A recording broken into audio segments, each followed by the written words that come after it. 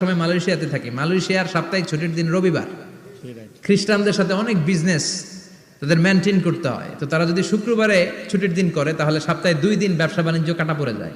নিজেদের কারণে শুক্রবার বন্ধ, যাদের সাথে বিজনেস ওদের কারণে রবিবার বন্ধ। আমরা আলহামদুলিল্লাহ আল্লাহর দেয়ায় পবিত্র দিনটাতে পেয়েছি জুমাবার। আলহামদুলিল্লাহ পড়েন আলহামদুলিল্লাহ। এজন্য বিশ্বনবী বললেন, খবরদার এদিনের নামাজ মিস করো না। মান তারাকা সালাসা জুমাইন তাহাউনান, গাফলতি করে টানা 3টা জুমা যে এই ব্যক্তি মিস করলো, তাবা আল্লাহু ফি কলবিহি, রব্বুল আলামিন ওই লোকটার অন্তরের মধ্যে মোহর মেরে দেয়।